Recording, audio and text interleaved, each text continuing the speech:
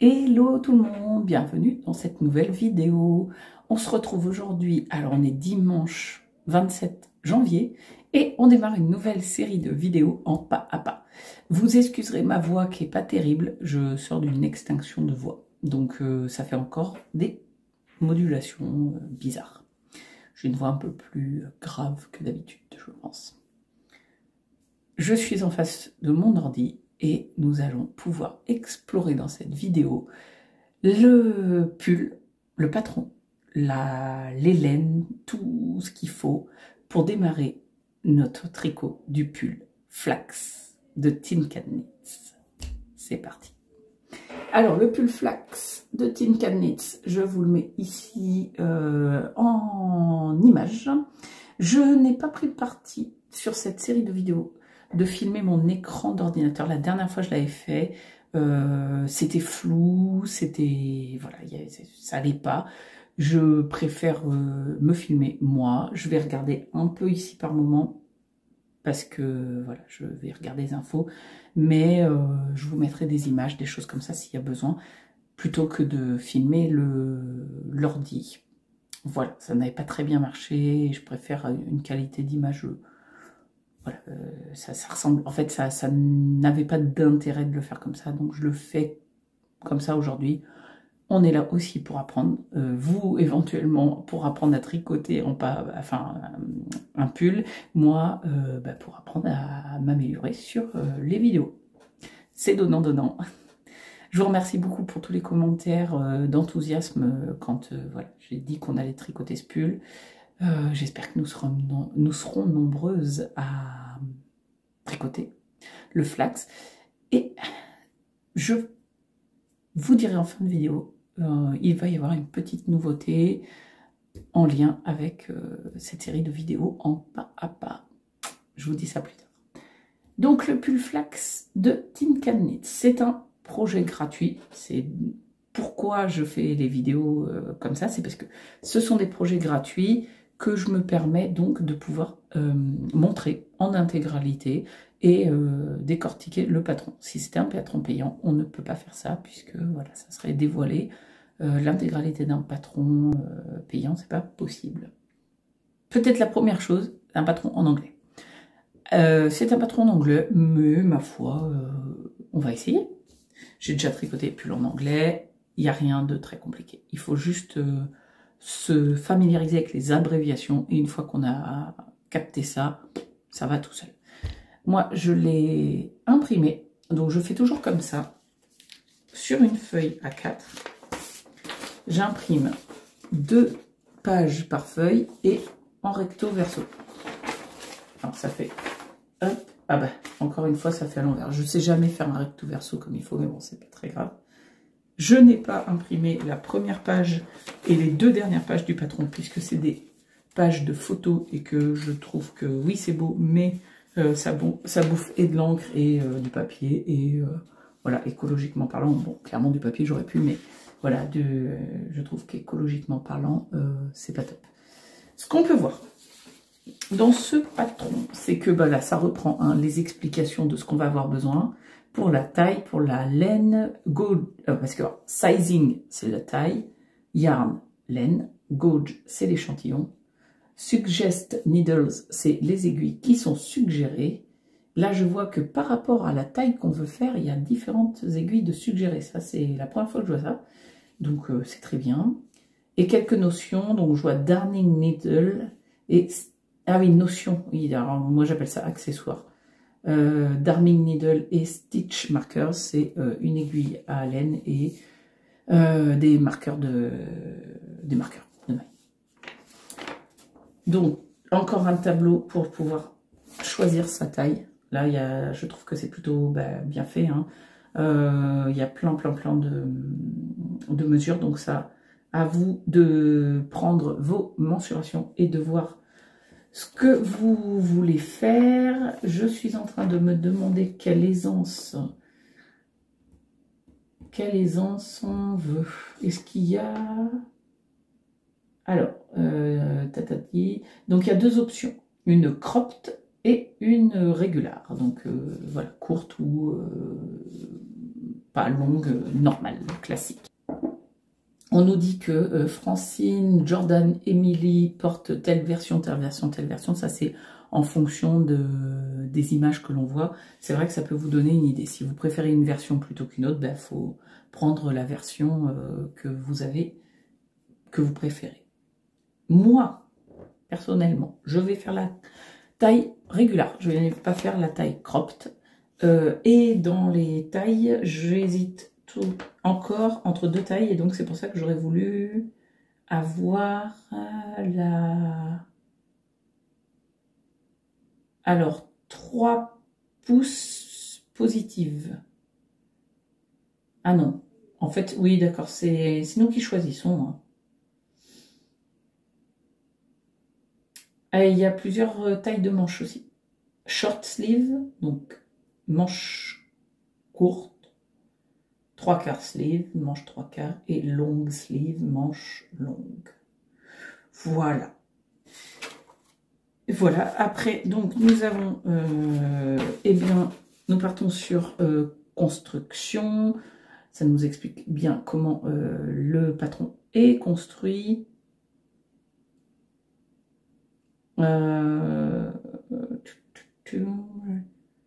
Ok, donc voilà, oui, il y a plein d'explications, c'est vachement bien. Le yoke, après on part sur le pull. Il y a des options séparées, le corps, les manches, les finitions et les abréviations sont à la fin. Alors, c'est là qu'on regardera ensemble ce que veut dire les abréviations en anglais. Sachant qu'en anglais, une maille endroit, ça se dit K pour knit, et une maille envers, ça se dit P pour purl. Donc, quand nous, en français, il y a écrit tricoter 4 mailles endroit, eh bien, en anglais, ils disent K4, K4, mais voilà. Vous voyez K4, vous savez que vous tricotez 4 mailles endroit. Quand vous voyez P3, vous tricotez 3 mailles envers. Déjà, pour les mailles endroit et les mailles envers, c'est vraiment très simple. Après, je vois par exemple, il y a SSK. Nous, on appelle ça GGT. Nous, on appelle glisse, glisse, tricote pour faire donc une diminution. SSK, slip, slip, knit. Moi, je dis slip. Oui, c'est slip. Alors, il y a des fois, en fait, je sais ce que ça veut dire et des fois, j'invente mes mots, mais on suivra. Vous inquiétez pas. Mais c'est ça, slip.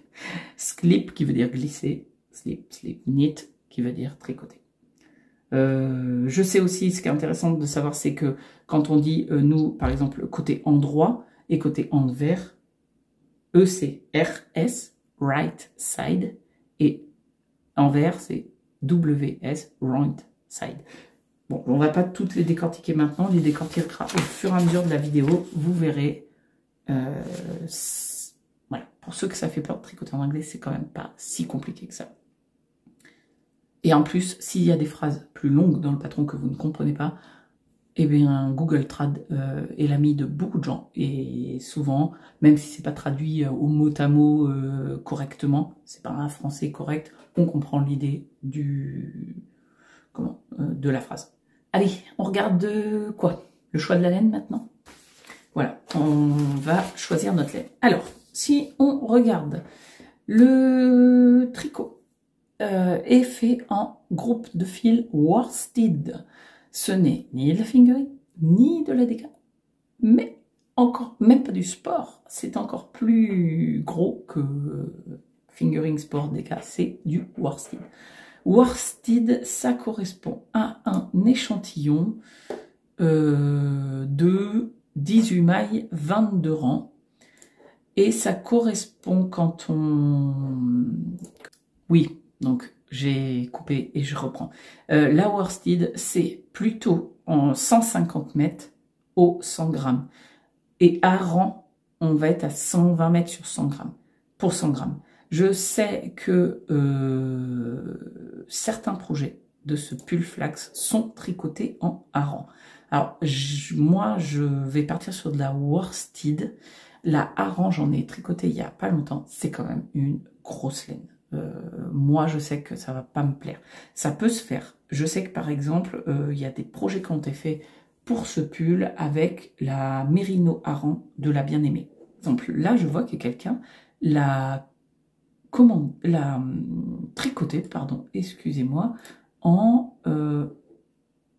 cascade yarn superwash. Et donc, la cascade yarn superwash, c'est de la worsted. Moi, je pense que c'est en worsted que ça rend le mieux. De ce que je vois, c'est ce que j'aime. Si j'en prends un autre, par exemple celui-là, il est fait en, pareil, worsted. Celui-ci, qui me semble du coup plus épais, est fait en déca tenu en double. Donc déca tenu en double, ça fait une grosse laine, quand même, une grosse épaisseur. En fait, il y a plein de gens qui ont fait le flax. Vraiment, il y a énormément de projets qui ont été faits, mais énormément de hacks de projets. C'est-à-dire que le projet de base est pris et modifié, soit par une texture. On peut en faire plein de choses. En fait, le flax, c'est quasiment une recette de pull. Donc, vous allez pouvoir apprendre à faire un pull. Si vous ne savez pas faire un pull, vous allez apprendre à faire un pull avec ce patron. Et après, vous pourrez prendre ce patron et le modifier à l'infini pour en faire plusieurs. Voilà.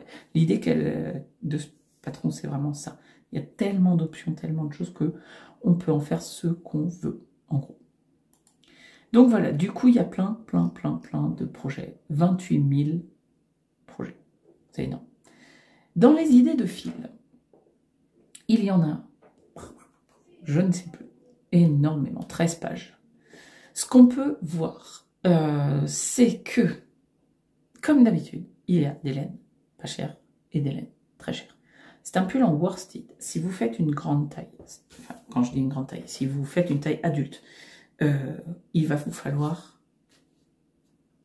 beaucoup de laine. Enfin, plusieurs pelotes. Et ça peut revenir. Moi, j'ai regardé par exemple en Gilliatt de Dererum Natura. Parce que quand j'ai vu qu'il y avait des projets qui étaient faits en Gilliatt de Dererum Natura, je me suis dit, l'occasion pour moi de tester cette laine que je veux tester depuis longtemps. Donc j'ai regardé, il me faut 5 pelotes de Gilliatt. 5 pelotes de Gilliatt à 15 € la pelote de Gilliatt. Eh bien, on est aux alentours de 100 €. Ouais, 80... 15 fois 5... 50... 20, 75 €. Ouais, je crois que même qu'il me faut 6 pelotes, parce que je trouvais que... Pour moi, c'était plus... Enfin, j'étais aux alentours de... Entre 90 et 100 € de laine. Donc, entre 90 et 100 € de laine, ben j'ai réfléchi. Je suis vraiment pas sûre de mettre ce prix-là. Est-ce que j'en ai envie, en fait? J'ai envie de tester la Gilliatt, mais voilà. Pas sur ce projet, je pense. Pas sur autant, en fait. Sur un bonnet, sur quelque chose comme ça, mais pas sur un pull. Après, c'est mon choix à moi. Hein. Voilà, j'y ai réfléchi. Mais non. Tout bêtement, basiquement, moi, par exemple, dans mon stock et qui correspond pour ce projet, j'ai l'Alaska de chez Drops. L'Alaska de chez Drops, j'ai fait plusieurs projets avec, elle est très bien. Après, qu'est-ce que je pourrais vous proposer aussi? La Super Tweed de Fonty a été utilisée 14 fois. Mais la Super Tweed de Fonty, si mes souvenirs sont bons, c'est quand même pas une worsted. Hein.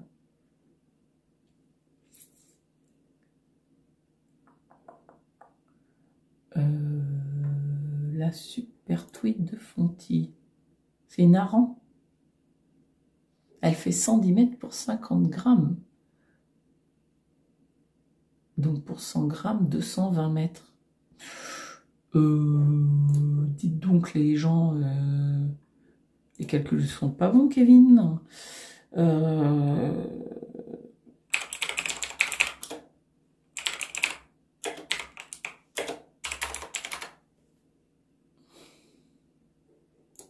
Je viens de dire 220 mètres au 100 grammes. Excusez-moi bien peu, mais 220 mètres au 100 grammes, c'est plutôt de la déca, donc c'est bien ce que je pensais. L'Aran, j'y crois pas, hein, Mustapha. Donc, ce n'est point ça. Moi, je prendrais pas ça. La Drops Alaska, oui, d'accord, ça marche. parce que pour l'avoir vraiment utilisée à plusieurs reprises, elle est épaisse. Alors, dans ce patron, attention, faites bien gaffe, marquez-vous-le en rouge sur le patron si vous avez peur d'oublier. Si on prend...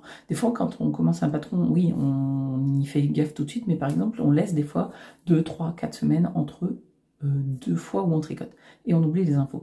Là, vous mettez bien quelque part où vous y pensez, mais moi, je vous conseille de l'écrire sur votre patron directement. C'est que le patron parle en pouces et en yard. Donc, il faut bien, dans notre esprit, penser que c'est un patron écrit en anglais pour un public anglais et que du coup, il parle en pouces et en yard. Donc, nous, toujours convertir pour nous en centimètres et en mètres. Un convertisseur classique sur Internet, ça le fait très bien. Moi, par exemple, pour ma taille que je pense faire, il me faut 1160 yards de 1160 yards de laine. Pardon, excusez-moi. Donc 1160 yards, ça me fait 1060 mètres. C'est pas, il n'y a pas une grosse différence, mais enfin, sur les pouces, ça peut être utile de bien faire attention aussi. Donc 1060 mètres de laine. 1060 mètres de laine, et ben ça dépend après quelle laine je vais prendre. Si on regarde dans les idées de fil, il y a de tout. Il y a la Malabrigo Yarn Rios, la Cascade Yarn, de la Drops, de la quoi, de la Drops, il y a la Lima de Drops, il y a de la Big Merino de Drops. Faites voir la Lima pour voir laquelle... La Lima, elle est considérée DK, mais 100 mètres pour 100 grammes, ce qui lui fait 200 mètres, oui. Bon, il y en a qui l'ont fait en Lima de Drops. C'est un peu plus petit que ce qui est préconisé en worsted. Mais bon, visiblement, il y a plein de gens, 81 personnes qui l'ont fait, donc c'est que ça doit marcher. La Dererum Natura, la Gilead de Dererum Natura, ça, ça serait l'idéal, parce qu'elle est worsted, parce qu'elle est... parce que, tout simplement, c'est une laine, reconnue, j'ai envie de dire, dans le milieu du tricot. C'est une laine qu'on sait intéressante, mais voilà, elle est un peu chère. Elle fait 250 mètres au 100 grammes, ce qu'il a fait en worsted, avec un échantillon,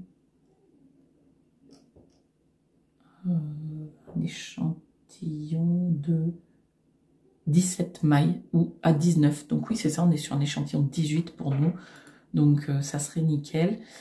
Qu'est-ce qu'on peut regarder? Qu'est-ce qu'il y a comme laine? Tanis Fiber, il y a de la Drops R. C'est laquelle, la Drops R?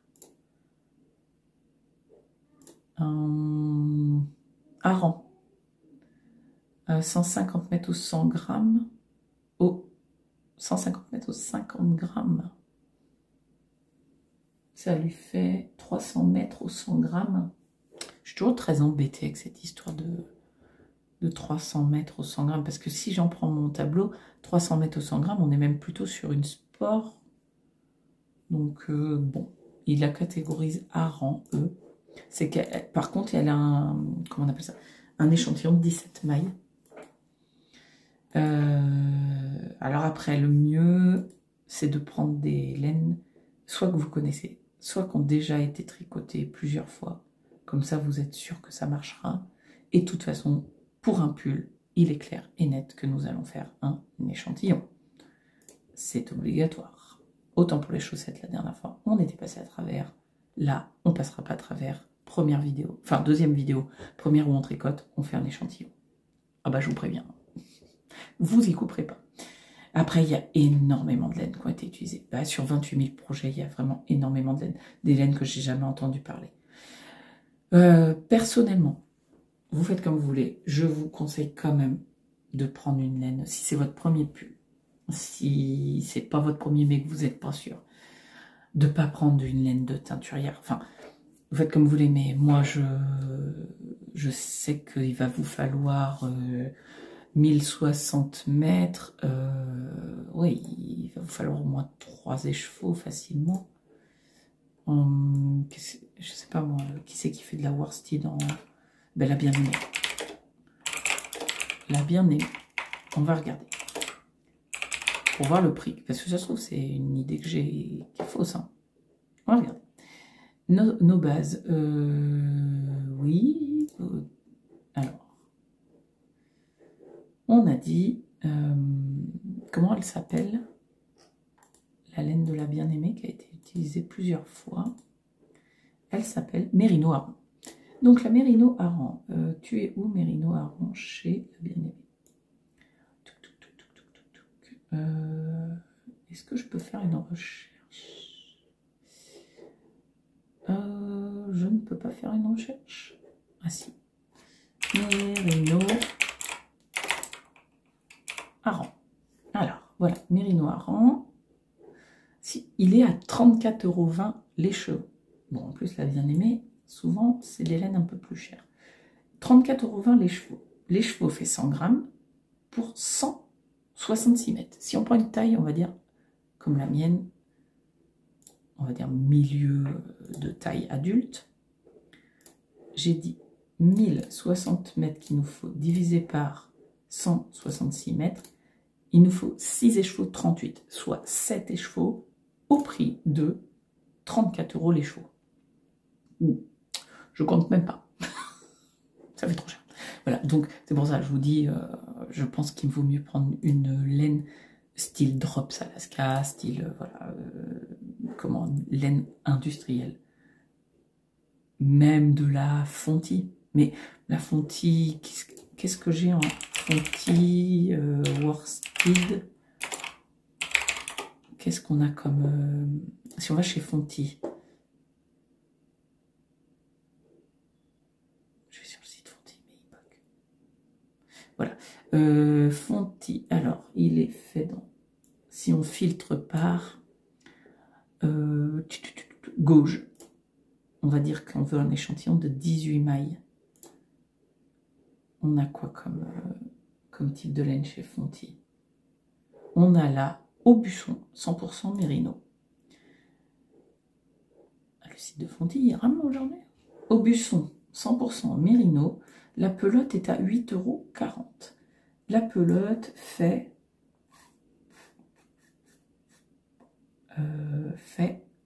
80 mètres. 1060 divisé par 80, 13 pelotes 25 fois 8,40 €, 111 €. Voilà. Bon, les calculs sont faits. Je pense que je vais partir chez Drops. Voilà. Bah oui, bah pour à un moment donné, il faut être raisonnable. Hein. Peut-être que la laine est de moins bonne qualité, peut-être qu'elle est moins éthique, peut-être qu'elle tiendra moins dans le temps, mais je mettrai... Enfin, on sait jamais, mon pull flax, je vais pas le laisser dans un placard, j'ai envie de le porter, je peux le tâcher, je peux l'accrocher, je peux le perdre, je vais pas mettre plus de 100 € dans la laine, c'est pas possible. Et au final, je me rends compte que la Gilliatt de Rerum Natura n'est pas si chère que ça finalement. Parce que Gilliatt de Rerum Natura, si je l'achète sur le site de chez Gilliatt, par exemple, de Rerum, 14,30 €. Ma pelote fait 100 grammes pour 250 mètres. Elle a un échantillon de combien? 18 mailles. En aiguille 4,5. Donc c'est ce que je veux. Donc j'ai pas besoin de la doubler, on est d'accord. 250 mètres.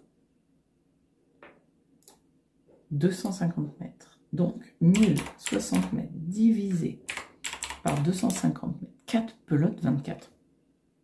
Donc 5 pelotes fois, j'ai dit combien? Pardon, excusez-moi. 14,30 €, 71,50 €. Oui, c'est le double, on va dire que c'est le double du prix de chez Drops. Voilà. Drops, 42 €, on avait dit, à peu près. des Rerum Natura, 71 €. Voilà. 71 €, c'est cher, mais là, pour le coup, ça commence déjà à être dans des prix que je pourrais mettre. Pas tous les projets, mais là, pourquoi pas. Voilà. Je sais pas si c'est intéressant, mais pour ceux qui n'ont pas l'habitude de choisir les laines, de naviguer un peu sur les sites de chez enfin voilà, de faire comme ça, moi, c'est ma façon, moi, de choisir une laine. Je regarde ce qui est utilisé, et je regarde combien les pelotes font, combien ça...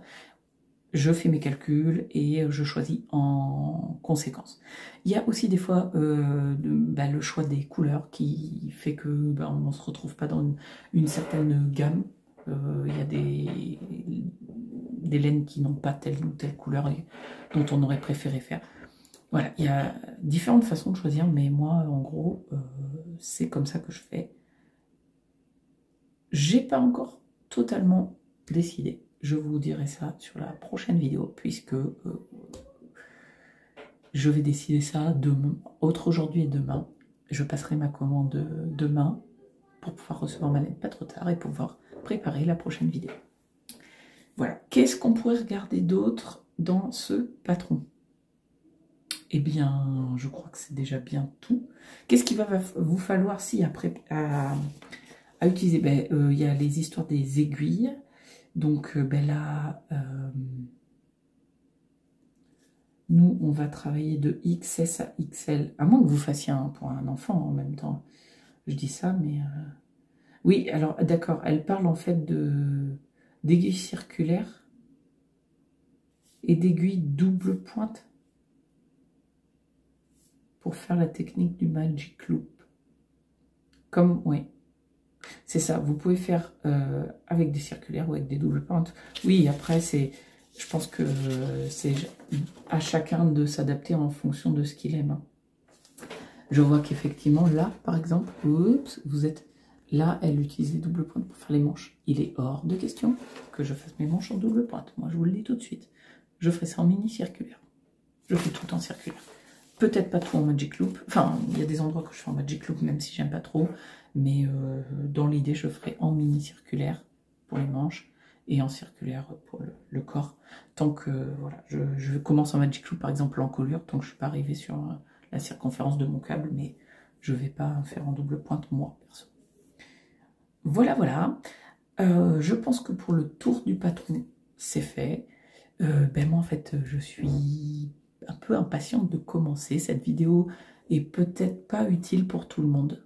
Je m'en excuse si c'est le cas. Mais je pense qu'elle, par contre, elle peut être utile pour des gens qui débutent vraiment dans le tricot dit moderne, c'est-à-dire avec des laines. Moi, je vois, par exemple, des gens comme ma mère ou qui ont l'âge de ma mère à peu près, qu'on tricotait, beaucoup tricoté, mais qui connaissent les aiguilles droites, qui connaissent les laines fil d'art, les laines pingouins, des choses comme ça, et qui ne savent pas manipuler au début les échantillons, les tailles, les épaisseurs de laine, etc. Donc c'est pour ça que j'ai fait cette vidéo. Je ne la ferai peut-être plus à tous les projets, parce que j'ai décidé qu'on en ferait plusieurs séries de vidéos en pas à pas, hein, ensemble, si ça vous plaît. Mais je ne ferai pas ce genre de vidéo à chaque fois, parce que effectivement, ça ne sert pas, ce n'est pas utile à tout le monde. Là, cette fois-ci, je l'ai fait. Si ça répond à vos questions, n'hésitez pas à me le dire. Si effectivement ça répond à vos questions et que vous pensez que c'est utile de le faire à chaque fois, dites-le moi aussi en commentaire. Et arrive le moment où je vous dis la nouveauté en lien avec cette série de vidéos. Sur les bons conseils de mon mari, sur la bonne idée de mon mari, j'ai décidé d'ouvrir un Discord. Alors, un Discord tout petit, hein, on est d'accord que ça ne va pas être le Discord avec multi-discussion, voilà.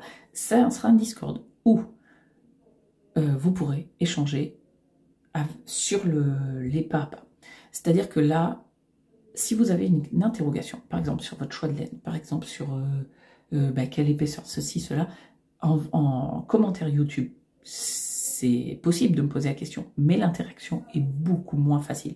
C'est-à-dire que vous mettez un commentaire, il faut que je réponde, vous répondez aux commentaires, c'est Ça se fait, mais c'est pas pratique, c'est pas rapide, c'est pas... Je vais ouvrir un Discord. Je vais vous mettre le lien du Discord en barre de description. Et je vais ouvrir un fil de discussion dans le Discord qui s'appellera Pulflax. Et un canal qui s'appellera Pulflax. Et une première discussion qui s'appellera Choix de la laine. Et après, dès qu'on aura une interrogation sur le patron, sur une technique, sur ceci, sur cela, on pourra discuter dans ce Discord autour de ce Pulflax. Et au fur et à mesure des projets en pas à pas, on ouvrira des nouveaux canaux. Voilà. Ça vous convient? Allez, moi je vais vous laisser là pour cette vidéo et je vais aller me décider sur mon choix de laine. Gilliatt Drops Terrerum Natura. J'hésite. Allez, à plus tard. Moi j'ai hâte de vous retrouver pour commencer. Je ne vais pas m'engager sur la date de la prochaine vidéo où nous allons commencer. Si tout se passe bien, si j'ai ma commande qui arrive c'est-à-dire à temps, disons que si je passe la commande demain, dimanche, elle sera envoyée dans la semaine, je pense la recevoir en fin de semaine, voire le week-end prochain. Et donc, poster ma vidéo pour commencer avec l'échantillon et le début le week-end d'après, c'est-à-dire dans 15 jours. Donc, si je reçois ma laine aux alentours du 2-3 janvier, je peux poster la première vidéo où on tricote l'échantillon et qu'on débute notre pull le 11 février. Voilà. J'ai dit janvier tout à l'heure, je crois. Le 2-3 février, recevoir ma laine. Et le 11 février, on commence le Pulflax. Je vous fais des gros bisous. Et je vous dis à très bientôt pour une nouvelle vidéo. Bye bye.